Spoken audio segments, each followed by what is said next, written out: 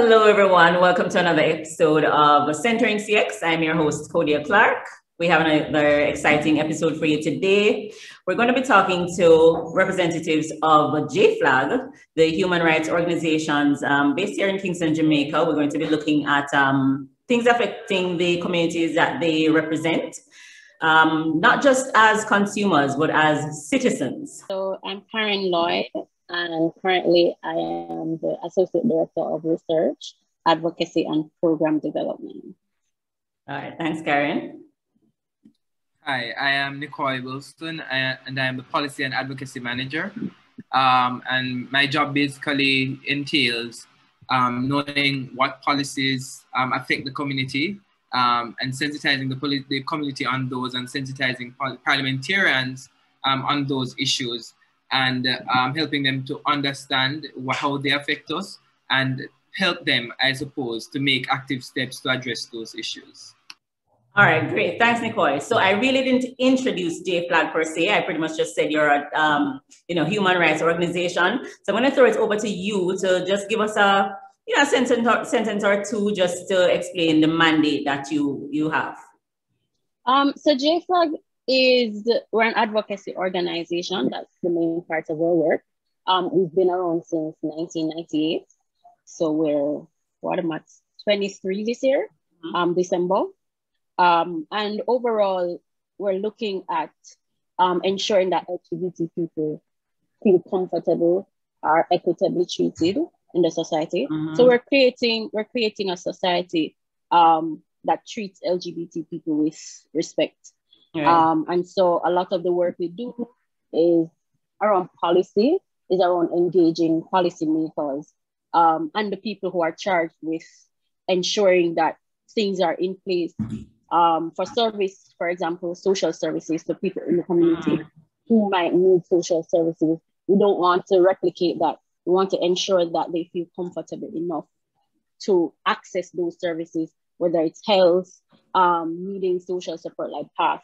So we work on a lot of those things. Those organizations. Okay, great. So you said 23 years. What's some of the progress that you've made in that era in terms of advocacy, just even people being more comfortable to go out and seek those social services?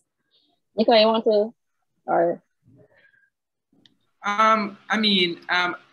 so for me, I would say the progress that JFLAG has made is in allowing LGBT people to be in spaces that they weren't in before.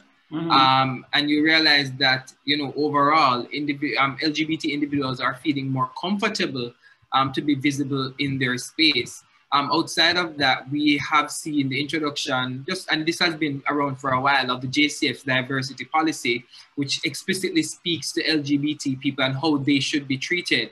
And even in the staff orders, the public sector staff orders, you have that provision also stating that you cannot be discriminated on that basis. So these are documents that exist, and if you look around society, it's clear to see that in terms of the attitudes that people have towards LGBT people, they are becoming more and more positive. So there's progress in that way. Not to say that there aren't still challenges. There definitely are still challenges, but we have come a far way. Okay. All right. And to add to that, I just want to talk a little bit about our work with the government. So, there was a time when JFLAG was kind of behind the scenes. We had an ED who didn't use his real name. Yeah, I recall. Yeah. So, we've come a far way in terms of the staff being very visible. After the We Are Jamaicans campaign, our executive director came out with his face and his name. Before that, interviews were done behind a screen, no face, no name. Since 2013, we've been working with the government, with the Ministry of Health, training healthcare workers to ensure that LGBT people access healthcare services in a way that is beneficial to them. There were barriers to access. And so we worked on that between 2013 and 2018. We've trained over 700 healthcare workers. Okay. And so, there's a lot and those relationships continue. So even in terms of just how we're able to interface with the public there's a certain kind of legitimacy because we've done a lot of work with working with the government. They've publicly endorsed our work. When we had Pride, the first year, Dr. Angela Brownberg, who would have been mayor of Kingston, actually was our keynote speaker. That same year, we had Mark Golding as the, what was it at the time? Justice position,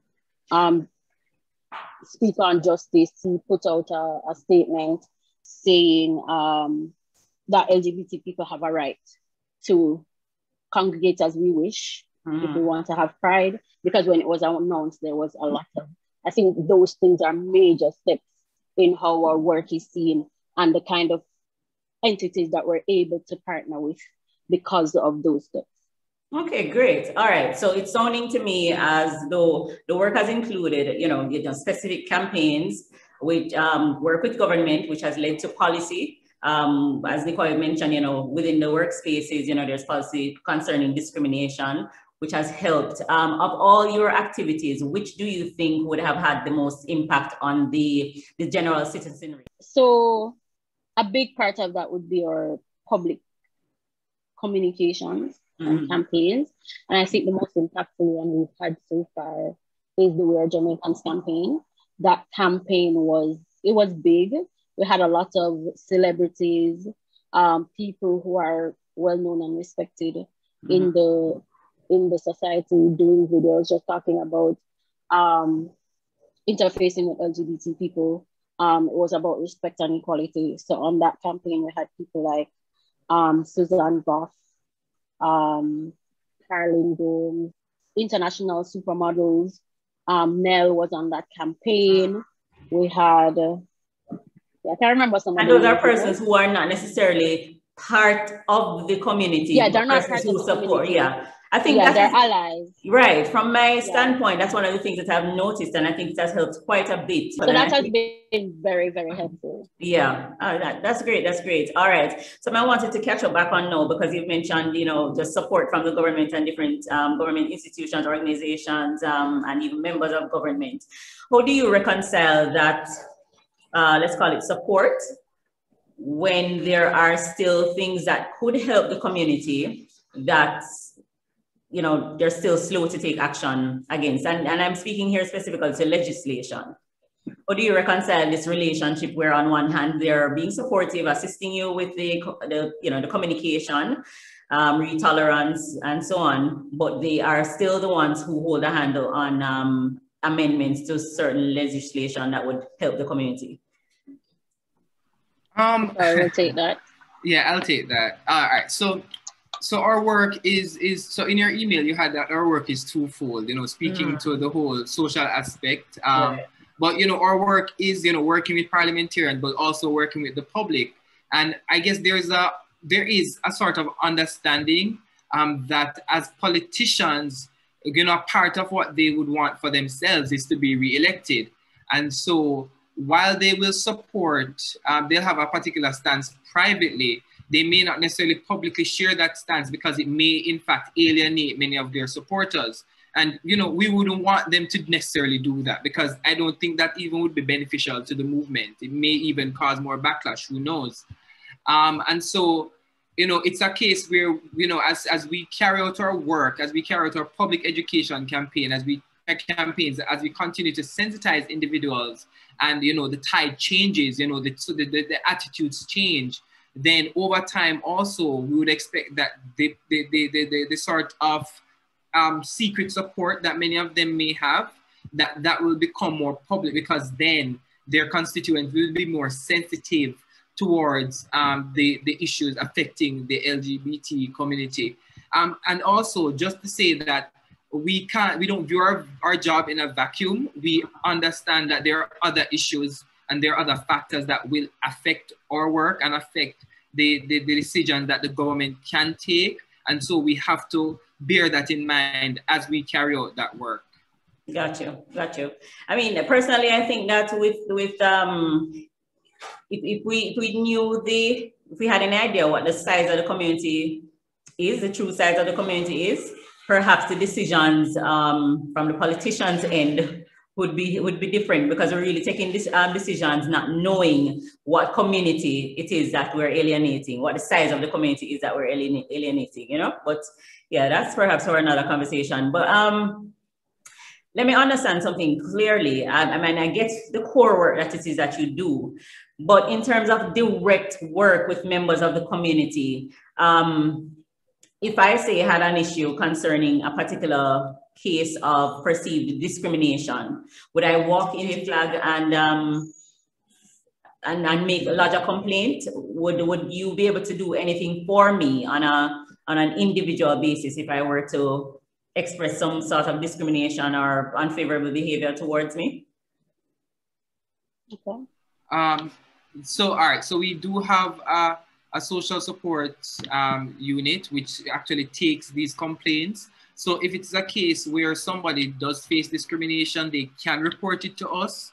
And also, I mean, in terms of the action that we can take in respect of that discrimination, there's not much that we can do, but what we do though is to encourage LGBT people to use the official channels, because one of the things that is missing is data that the government itself would have gathered on LGBT people. So we are gathering data, but without the government gathering it themselves and recognizing that it is a problem, then, you know, so we do encourage them to go through the official channels. If it's a case where they have been threatened or they have been assaulted, they can also report it to us, but we also do encourage them to report it to the police. And then if it's a case where they need some psychosocial support, then we can also offer that to them.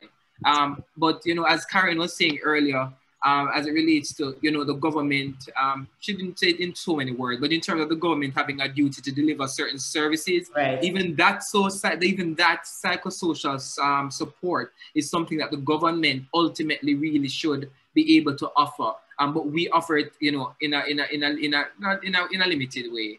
But yeah. Okay, so you are there to ensure that the environment is accepts the community. You're there doing the background work to ensure that they can exist, you know, as humans with the same rights observed as any other citizen. And then on the back end, also connecting them with the services that they should be able to access through, you know, regular means. Yeah, and I wanted to add as well that if someone comes in, like certain services that we can provide. So for example, if it is something legal, we might be able to send them to our partners. So Jamaicans for Justice, for example, where they're able to get legal support through that channel, depending on if it's a human rights violation. Because obviously LGBT people can be in trouble with the law for many reasons. In the cases where it's a human rights violation, which is the difference that it makes, we are able to get services from our partners like JFJ to provide that legal support that would help them to actually hold the state if it is something that the state would be responsible for. So if a police officer, for example, discriminated against you because he came to report something, or they locked you up without reason, in those cases, or JFJ would be able to take that to court and all of that. But the person has to be willing, and that's the big part we're facing. The person has to be willing to follow through the process. To follow through. Yeah. And we know not just LGBT people. Yeah. People in general in Jamaica think nothing will happen. Yeah. And so how do we encourage them to take it when they think, well, not gonna happen anyway, and might as well receive. Wasn't the worst of the so worst. There's that we have to work on as well. Yeah.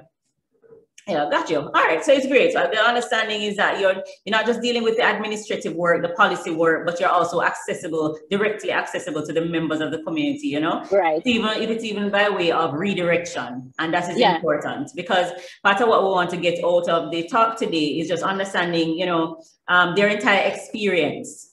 So you know that there are people in the back end ensuring that there is, legislation that supports their existence, getting it down to the organizational level, where I believe there are a couple of organizations that I've seen in recent times with, just gender neutral bathrooms and all of that. You want to have their entire experience acknowledged. That's what my show is about, Right. It's not just about consumers, it's about as citizens, just ensuring that all our experiences, well, as individuals, we're considered, and it is shown, it is evident in the experiences that are laid out for us. You actually came across a report on a study that was done in 2019. I was actually very, very impressed to see that existed. It had to do with the a mystery shopper report. A mystery shopper, sorry, yes, a mystery shopper report, where you were trying to gather information on the experiences of members of the community. I think it was, I'm not sure if it went across lesbians, gays, I'm not sure if it was just one group, but you can fill me in on that. You wanted to collect information on their experiences within the health system. And I found that very interesting because I wanted so badly to go through the results, because I know healthcare in Jamaica is a tricky area for anybody. You don't enter expecting the best of care. You don't enter expecting the best experience. So tell me what came out of that, and what recommendations you've been able to act on, if any. So I would have mentioned our healthcare work before, that we've been partnering with the government since 2013 to train healthcare workers around dealing with the community. And so out of those trainings, so one thing, the training started out just being clinical. Okay. So only doctors, nurses, and people who actually do the work with the clients were being trained. Frontline workers would not have been a part of that initial. Right. And then, so as we did those trainings, we realized a big part of the issue is before you even get to the doctor. The people on the front line, the security guards, the persons at customer care, the persons who do registration, a lot of it starts there. Right. So that's when we started to include them. Mm-hmm. So based on all the data we have gotten from that, in terms of where the discrimination happens, and to be clear, it's across the healthcare sector. Mm-hmm. But of course, if we have donor money and we're doing work, you have to be seeing the results. And so the mystery shopper report, the mystery shopper exercised on the back end of that to say, okay, we're pumping all this money into training healthcare workers. What are the results of that? Mm-hmm. And so the mystery shopper report was done as part of our monitoring and evaluation to say, has there been any change? Mm-hmm. When people access facilities now, do they feel more comfortable accessing those services because people have gotten training? You don't want to train people and then back at to the end of one. The day, persons go into the and they don't feel any different. They don't feel like they can talk to their healthcare workers about certain kind of so this was really to see the impact of the work that had been done prior. Yes. Mm-hmm. And based on the results of it, which I want to make clear that it is not, we're not using it to say this is what obtains across the island. It is a small sample of certain facilities, and those facilities were selected because we've had direct reports that there might be issues with them. Okay, that's what I wanted to find out as well. If outside of wanting to find the impact, if you had been getting say complaints concerning frontline workers in particular. Yes, we have had those concerns, and so that is why we use that process in terms of where we want to go. The persons that we choose to do it with. The persons who went in, that was very deliberate because of who tend to get most discrimination. Okay. So trans women, gay men who look obviously gay, those are the people that tend to be affected the most when they the expression is an issue. The expression, exactly. If you look that like you might be part of the community, this affects people who are not part of the community as well. Because if you just look a certain way and they need no proof, and then you have to say yes, then that happens. So it's not it's people who might look different than what we think somebody of that sex or gender should look like. And so a lot of those considerations were taken when we looked at where to go and who to use. And we can definitely say that based on on what came out of the report, that LGBT people do feel more safe to go into facilities, to actually go through the process. So I don't know if you'd have gone through the report, but the cases are stated. Right. So there would be a scenario where I am presenting with this case, and then they were trained on how to ask the questions, what to report on based on how the person responded to them, if there was any in-depth probing. So we have issues like that, for example, because there's a certain way that we think. So if a man comes before you, or who you assume to be a man comes in front of you as a healthcare worker, and you're not very, you don't offer a very wide range of services that they might need, because you assume if a man comes in, that means he's having sex with a woman, and that's the pronouns that you use, or your girlfriend, as opposed to your partner. And so if you ask those questions, people will not feel comfortable to say, well, actually, not a girl. And so people often leave not getting the service that they need because they didn't provide that enabling environment. You start the conversation with assumptions. Right. And don't leave the room for them to express, even if they're comfortable too, or just leave it neutral and allow the conversation. Exactly. So that's part of our work too, trying to get documents and things like that to be gender neutral, so that when people go in, they don't feel, well, I can't tell you about this issue because you're assuming that I have a girlfriend. And so they just lead, they just take your lead and they go on and they leave the facility and didn't get help. And so those are parts of the basis on those reports. And of course, frontline security might look at you a certain way, might talk to you a certain way, might say you can't come into the facility wearing this, that, or that. So yeah, those are the different issues. Okay. I mean, and it's, as I said, I was very impressed to see that the study existed, because some of those things are issues that we have as, you know, for even people who are not members of the community.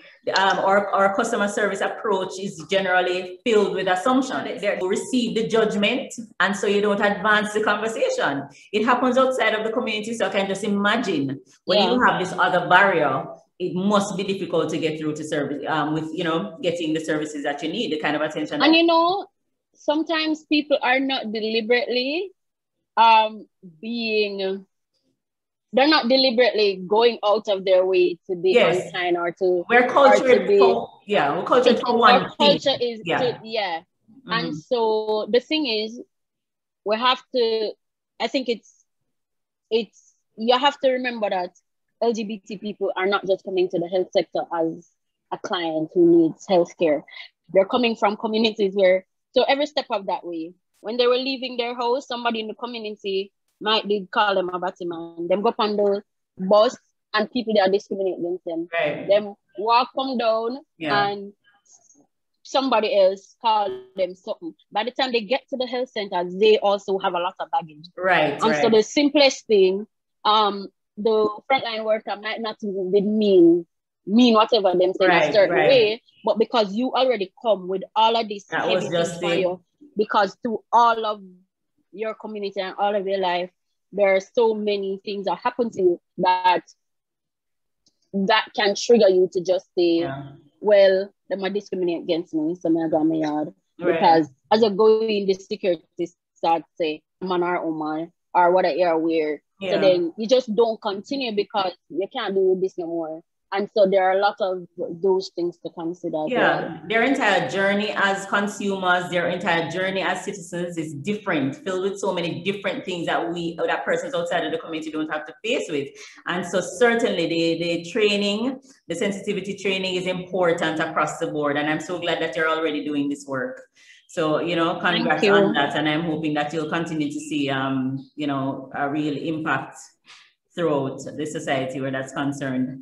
I wanted to ask, you see, I know the study was specific to healthcare, but in other sectors that members of the community may need to engage with, are there any specific needs that they may have that service delivery providers should be aware of? I know the communication came out in what we just spoke about, you know, assumptions about gender, assumptions about my gender based on my expression of gender, you know, all of those things. So the communication is one thing that is important, not making assumptions through the communication. But is there anything else that the community may need for us to be aware of as we engage them as everyday consumers? Should retailers be bringing in different goods and making different services available, particularly for this community? Are they getting what they need? Do they have to be using Amazon to bring in the things that they need? You know, are we responding to their needs generally as consumers? I mean, as a gay man living in Jamaica, I don't know if I have any other needs, you know, and you know, when compared to other citizens. I mean, I think really it's really about just that general experience when buying things. So even like, for example, straight people going into a pharmacy to buy condoms and probably feeling uncomfortable. It's those things. So, you know, as a gay man going into a pharmacy and buying lube, you don't want to feel uncomfortable. So it's really kind of engineering that sort of environment where people don't have to feel uncomfortable doing things. That's really it. Okay. You know, because I mean, there are some men who would, so I buy Nair, there are some men who would never go into a pharmacy to take up Nair because they don't want nobody to think, say, oh, they're going to use it and, you know, whatever. So, yeah, so it's really, I don't think there's anything specific that we need. And I mean, even that Amazon thing, there are so many things that aren't here for people in general that we have to order online because it's either too expensive or it can't be found out here. But I don't think it's particular to the community. And I just want to add to, you know, because the conversation, it has been coming up, but I haven't been able to just say it. But, you know, LGBT people experience those same issues that many other people experience. It's just that, as you would have mentioned, because of how we identify, it oftentimes makes it a little more difficult for us. Right. Yeah.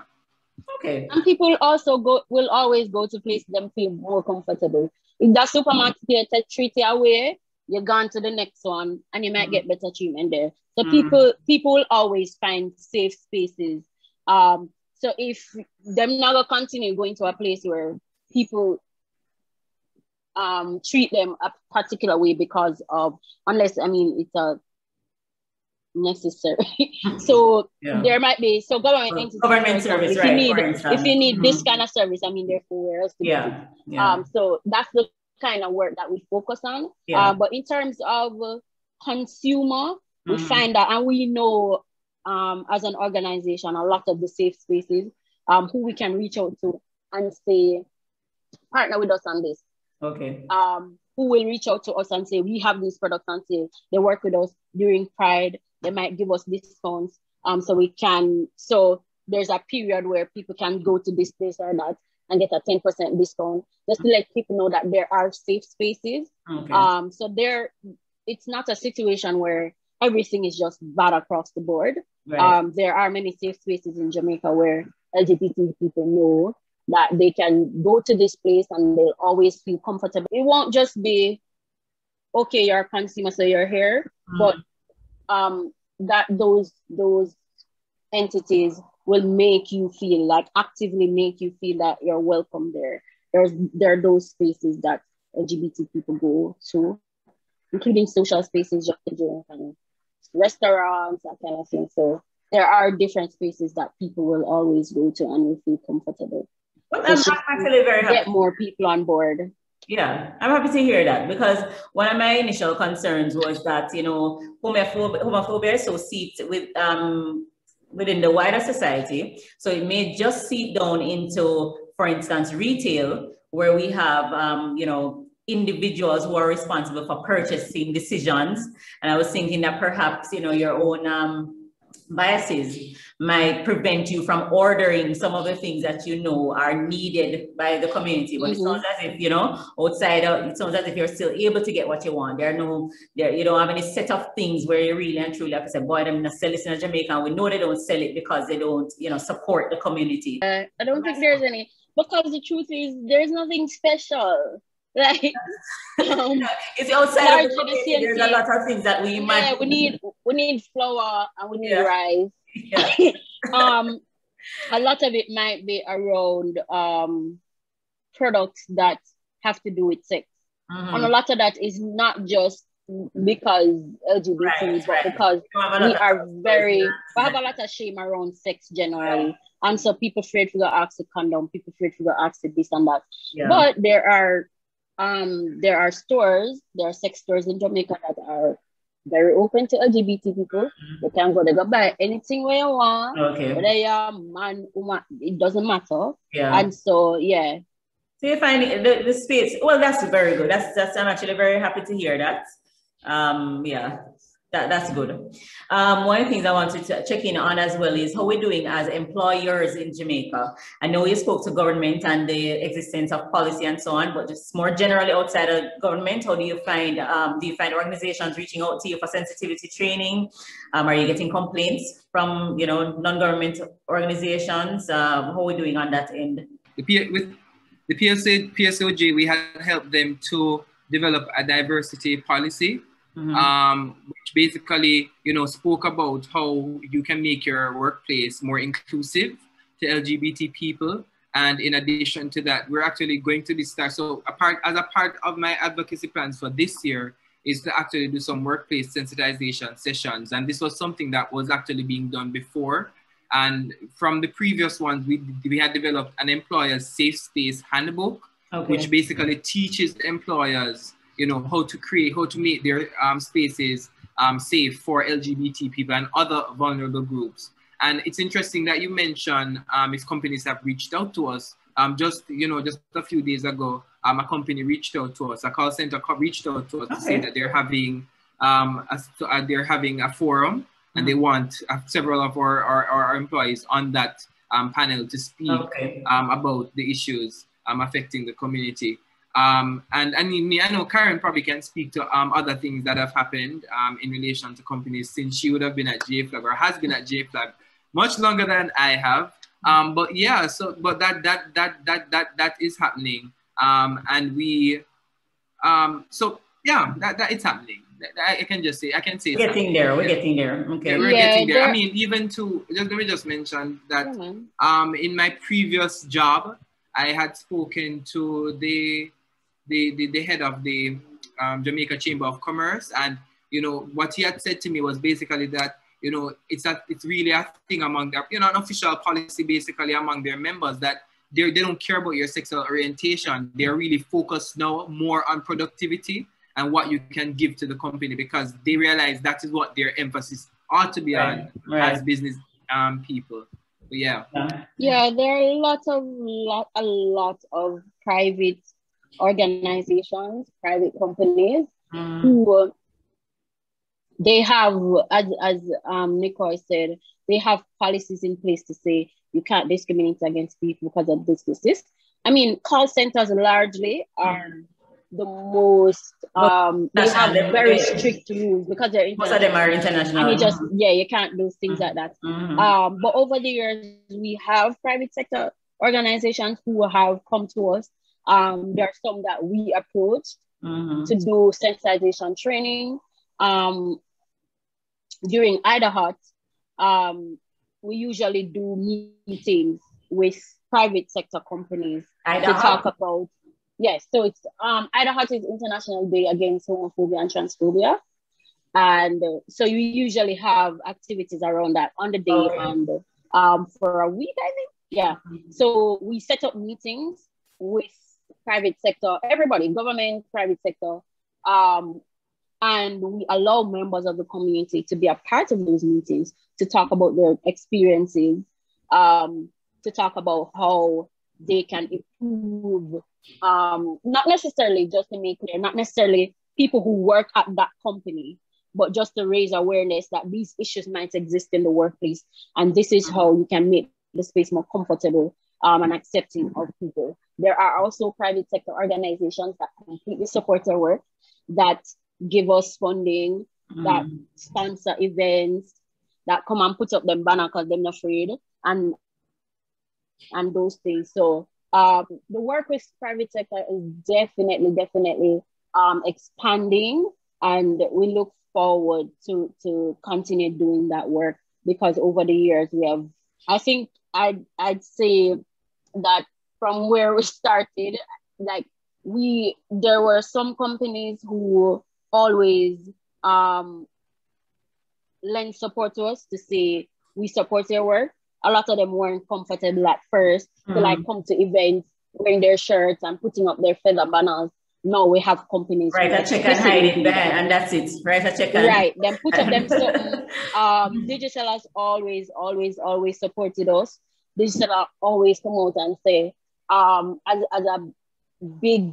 a main singer of the private sector, they have power and they can do it. I mean, and that's the thing.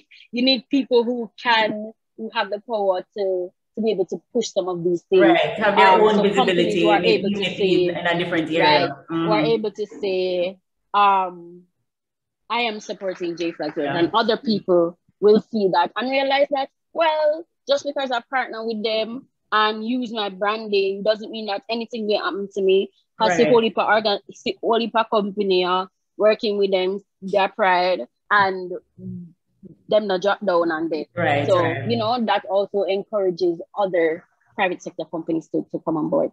Good. All right. You touched just now on, I didn't touch on it earlier in terms of funding, because you're an NGO. That's how you're yes, you're an NGO, and right, so much of your work is done through, you know, sponsorship, donor funds, and so on, both international and local. How has it been since 2020? How have you been able to manage during COVID? And even as we look towards I don't even know if I can call the end of COVID, will there be an end to COVID? There will never be an end. As we look to better times, as we look to shuckle up with still. Yeah, as we look to better times and you continuing the work, do you see anything changing? Do you anticipate any changes in terms of, you know, your ability to command funding or access funding? A vast, I can't say vast enough. Our funding is international funding. We get a small amount of funding from some local companies, usually around specific activities. So like Pride, we get donations in cash, small amounts of cash, and goods, services as well. So that's where, but largely our funding comes from international sources. We have not so far seen, because we get multi-year funding. Okay. So we would have been able to already have funding for programs, for example. So right, in that case, we haven't seen any shifts there. But who's to tell for the future? I mean, as COVID, you know, a lot of funding has to be pushed to COVID, because I mean, it is front and center, it is critical, and so who knows? It hasn't, I wouldn't say it has affected us now, but I can see where maybe some donor entities and some philanthropists might move funds to this area or the next. I mean, that is not new. Funding changes. Right. So you have different priority areas. So some funders might say, for the next few years, we're focusing on GBV, we're focusing on this, that, and the next. And so a big part of our work is sourcing funding, is from whatever sources they are available from. And as an organization, we do well with that. So I'm not saying, I wouldn't say there will be no impact going along, and there's no impact now that we're feeling. And we feel capable that regardless of how funding is shift, that we have the capacity to attract funding from many different sources, as we have in the last however many years. All right, good. Have you noticed any additional needs or any increase in the calls that you're getting from members of the community for assistance during this time? So COVID has presented a number of challenges. Some of it is just kind of compounding. Data shows that LGBT people are affected more from almost all mental health issues, depression, anxiety, personality disorders, because of, you know, everything that they have to go through. So COVID has presented challenges in a way that, not that they weren't there before, but it has exacerbated some of those. So for example, young people who find that they tend to stay into their safe spaces a lot. Now there's curfew, there's social spaces are not opening up. A lot of them have to stay home in families that they have to hide themselves, that they can't be who they truly are. So a lot of those people are having more mental health issues. So that's a big part of the kind of demand that we're getting now. People are calling to say, I might need therapy support, I need counseling, or just somebody to talk to, because the safe spaces that they have, they're either limited now or non-existent because of the different issues that we've had to implement because of COVID. We've also had, so in terms of employment, a lot of LGBT people operate in the informal sector. A lot of those sources have dried up. People who do sex work, curfew's 8 o'clock. I mean, you know, that's gonna affect the bag. So yeah, there are those issues. So we've been doing care packages for members of the community. Shopping, like, what do you call that? Like certificate for supermarkets. We can get goods. Vouchers, yeah.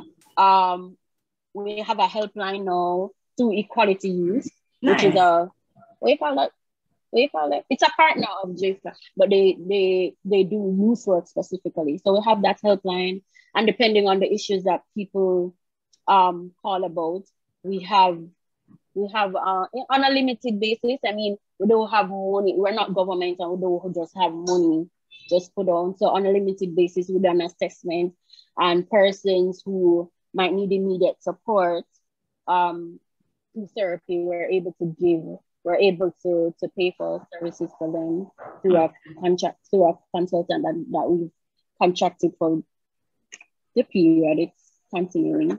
So yeah, those are some of the support we offer right now, because we've noticed and we've gotten calls about these particular issues, and we're trying our best to provide where we can some of those resources. We also, of course, redirect people to government support, which exists. So, you know, they had those programs before the care stuff.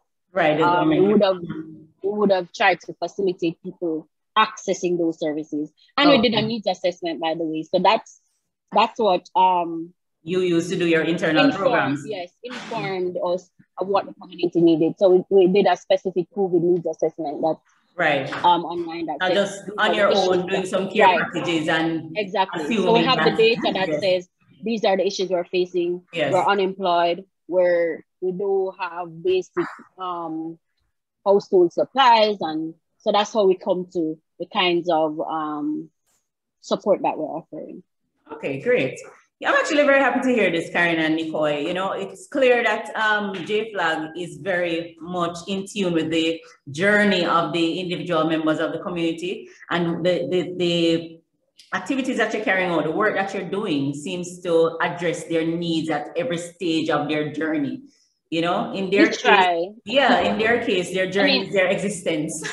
And you're pretty much doing work that, you know, makes it okay for them to exist as they are. You know, you're supporting them as they exist. Now we're in challenging times, and you're looking at their specific needs, not just making assumptions in terms of, as some have criticized the government's program to say that's what they have done. So good work on your end. I'm going to throw out some, let's call them scenarios, and I want you to tell me in no more than 3 words, what you think, what's your perception, JFLAG's perception of the state of the experience of members of the community might look like now. All right. So LGBTs as employees in corporate Jamaica, where do you think we are? No more than 3 words. In terms of what we understand, what is the experience of those individuals in those spaces, right? Yes, perfect. I mean, it's hard to say. In 3 words. All right, give me your essay, Nicole. Give me your essay. but just to say that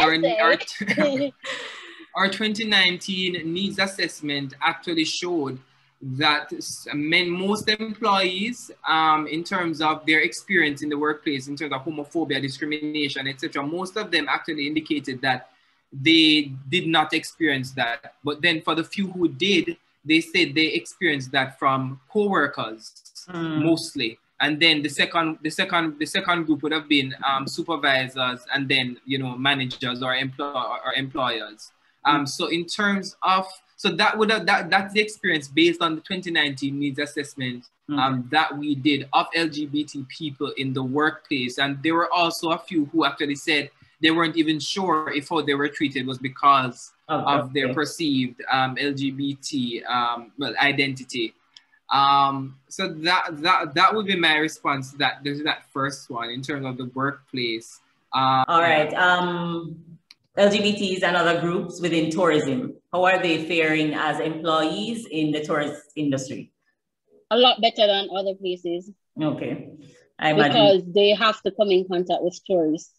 And if it's one thing about money, and so you don't want people, like money talk, that's the truth. Your tourists come in a hotel, best believe the employees have to treat them good. No matter how you feel when you walk through whatever hotel gate and what you do out there, but inside, other employees have to treat you with respect. They actually have policies. Right. So that sector, I would say, might be the most where LGBT people, where people feel comfortable. Right. Yeah. I imagine so. All right. How is it looking for LGBT and other communities as patrons of reggae dancehall events? Acceptance over there? That's for you have to answer this one. I mean, and going as I am now, or do I have to still put on a cap and turn it sideways and pretend to be what I'm not? I mean, dancehall is a performative space. There will always be the performance of homophobia. I mean, it might have decreased. It's not non-existent. You're going to still hear the homophobic songs. You're going to still hear the selector say, put up your hand for your straight, but a bottom line. Like that is regrettably a part of our culture, of our dancehall space, a part of sound clash culture, it is a part of church. When pastor now get a big forward, that's how pastor go to forget the bubble. So yeah.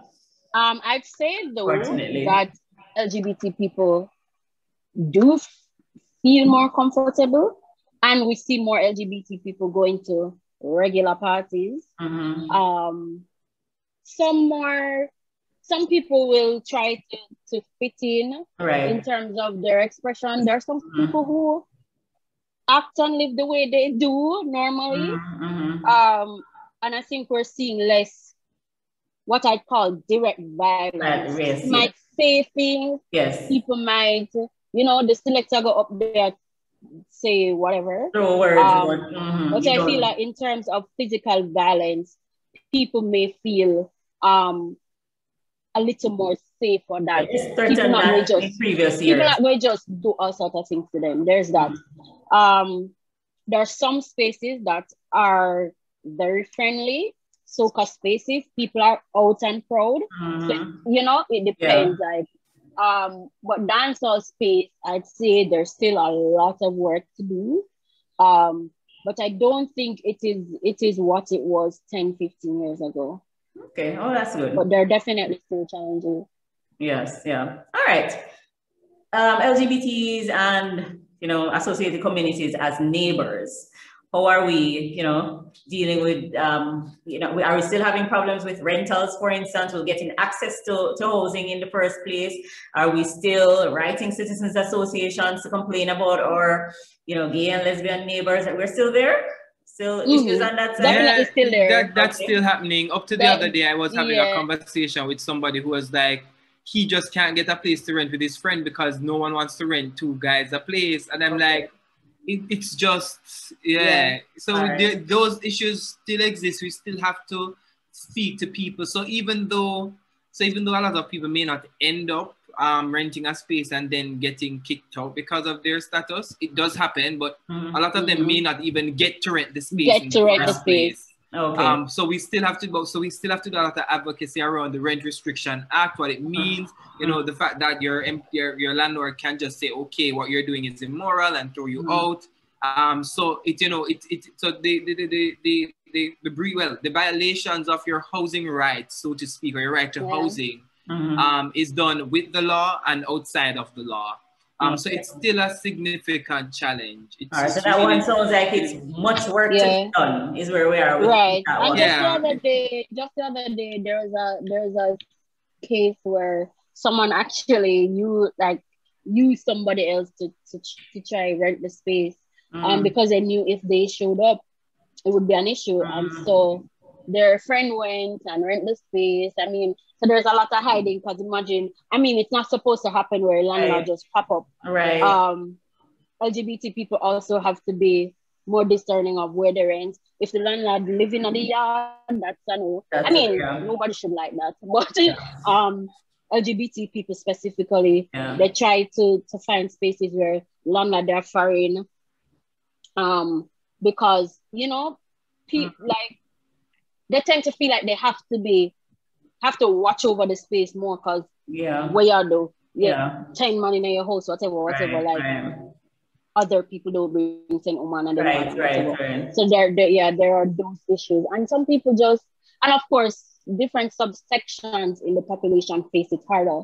There are some landlords who might not have an issue renting a gay man, but definitely a trans person who expresses in a certain way will be way more difficult. As I said earlier, the expression we seem to have a much bigger issue with gender expression. Yeah, so there's a big issue overall, and some subsections are really bad. LGBT and other communities as criminal offenders. Do you believe that there is unfair treatment there? You know, law just works as it should.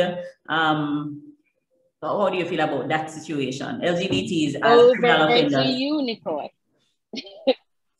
There's definitely some level of unfair treatment still. Sensitization has happened with the security forces. But you know, when you sensitize 100 people here, then you're going to have hundreds more who are not sensitized. And these individuals who are sensitized aren't necessarily passing on that information.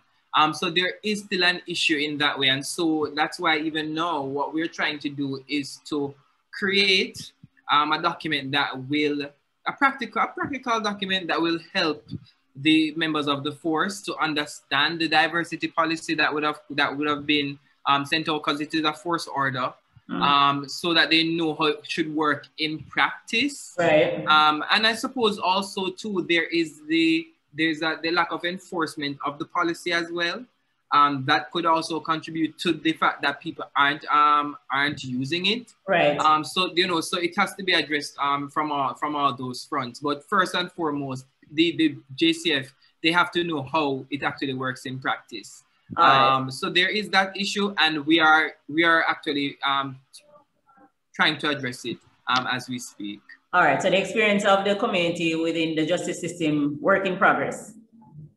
Yeah. Yes, but then let me just say though that you speak about just the justice system and treatment of criminals, as well LGBT people as alleged criminals. But then you have to speak about I'd want to speak about the family law aspect. Okay. Whereas there was a point where the court would say, okay, you're a queer parent, and so we're going to use that against you. So not officially, but there would be that bias to say that, oh, you're a queer parent, so you can't, you're unfit. Okay. That we're seeing based on what is happening here and in other ports in the Commonwealth Caribbean, where this attitude is changing towards LGBT people. So just to put that out there. So if you're a bad parent, you're a bad parent. Not nothing to do with if you're lesbian or trans. Or how is the LGBT community faring as passengers of public transportation? I mean, I've been through the human rights violation reports. I haven't really seen anything to that effect. If it has, that means it hasn't come up enough.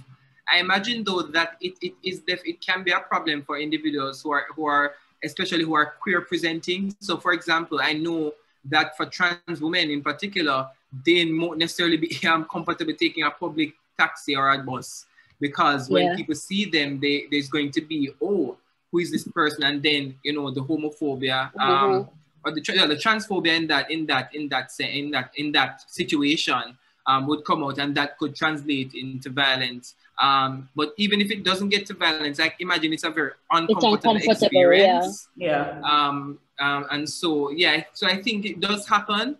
It's just that I think maybe too, as LGBT people have become desensitized to it. So it has happened to us so we just find ways around it. People find ways around it.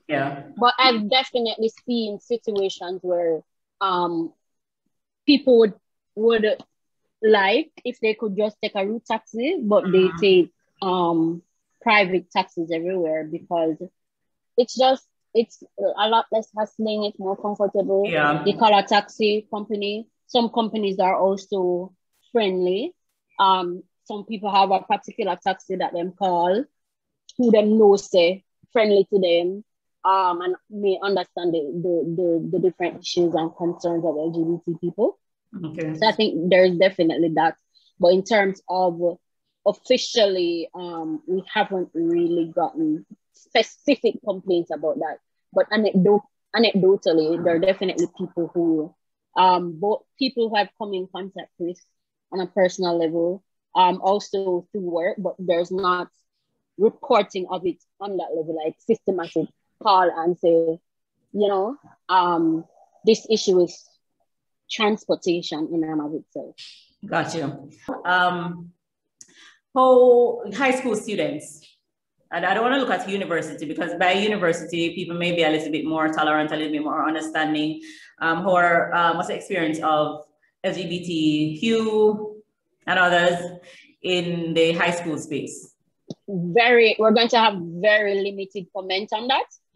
Where the bullying policy is concerned, there were issues there, we LGBTQ plus students, and we would have provided some input on, you know, how to deal with that. But generally, we don't. You deal with adults. Work with children. Gotcha.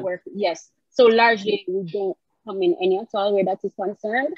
The bullying policy was very broad, and it included as a subgroup that people who present a particular way or who people assume. So if a boy talk what we would term as him talk like a girl, there are issues with that, and so we would have had limited input where that is concerned around those issues with sexuality, but largely we don't do any work with children and high school students. Okay, Vision 2030 is around the corner. What are some of the things that must happen? Because one of the objectives for, you know, special, what they call it, special sector attention is to build capacity across the society to facilitate respect for diversity and privacy towards creating an atmosphere of tolerance. It sounds lovely, and I was happy to find it in the document. But we're 9 years away from 2030? Sounds very lovely. You guys are working in the space, at least a section of the space as it concerns LGBT and other vulnerable groups. From where you stand, what are some of the things that must be done? We have 9 years to go. What are some of the things that, are we behind on anything in terms of getting there? What are some of the things that must be done now?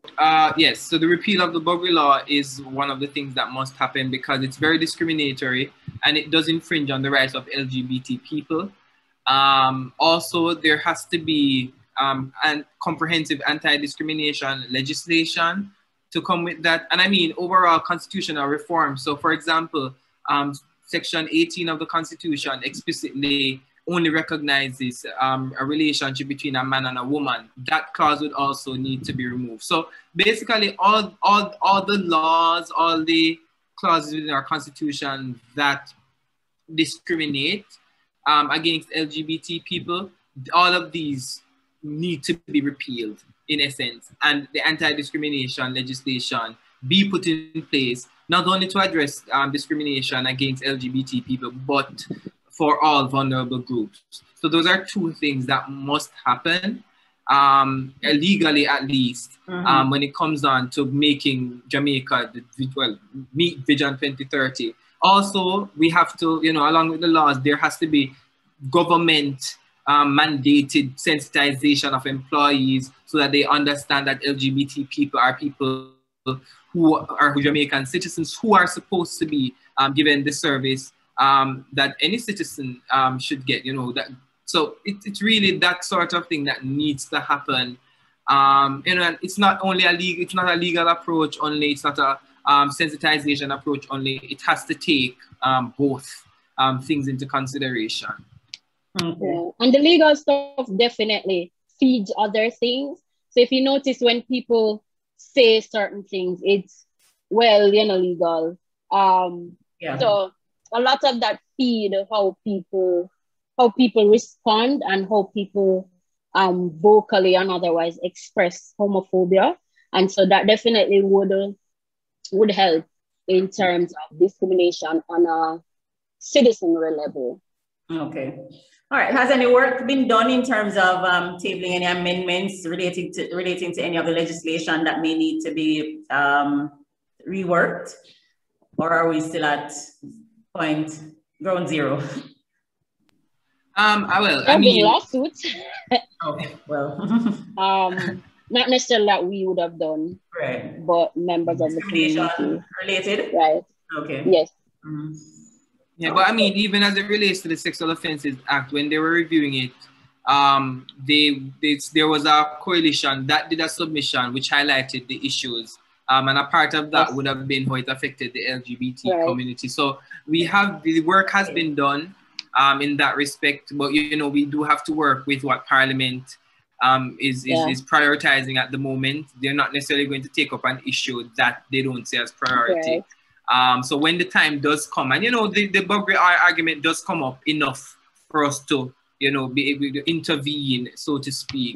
So when those opportunities come, we do intervene and we do provide the information that's needed, and we do advocate for the repeal of that law and for the anti-discrimination legislation. Okay. And we're part of the Sexual Offences Act that Nicole would have mentioned. We actually presented before Parliament twice with our recommendations. So we definitely would have been a part of that process, because the laws, the buggery laws and the indecency, whatever they call it, laws, definitely impact on the Sexual Offences Act, and therefore that's where we had to do some of the work, and that kind of work will impact the broader legal landscape.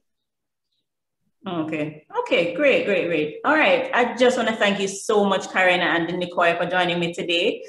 You would have taken us through the journey of the LGBTQ plus community in Jamaica, the work that you're doing to ensure that they can exist as citizens, accessing the services that they may need, just living a full life as the rest of us are entitled to. You have spoken to the fact that there is still legislative work to be done to support the rights of the community. Your support through your advocacy and different programs just speaks to the importance of NGOs within the space, because you won't find a for-profit organization taking on work like this, which is important. It's very important to me to raise these, to make this a part of formal conversation, to center these experiences, because again, these are members of our community who exist not as consumers only, but like the rest of us, we are, the government is responsible for us. They're responsible for defining our experiences. And based on what we've heard today, the work of JFLAG is definitely creating a better experience for the LGBTQ community. And so I want to thank you because both of you are very young people and to be taking on this mandate, especially in an environment where we're getting better, but we're not quite there yet with respect to homophobia. It is very brave and it is very necessary work. And so I really want to just thank you for both joining me and for continuing that work. And I'm hoping that as we go along, there will be more to share, you know, as you do your surveys, your mystery shopping, maybe for different areas. Feel free to share with us because we're interested in hearing how, you know, this community is experiencing things in Jamaica, both as consumers and as citizens. This was comprehensive. We want to thank you for having us as well. It's definitely like having these conversations in whatever arenas that we can, definitely helpful. People hear about LGBT people's experiences, about the work that we are doing. So we always take these opportunities, and it was lovely to be here talking to you. Thank you. Yes, thank you for having us. Thank you very much. All right, thank you so much, guys. Take care.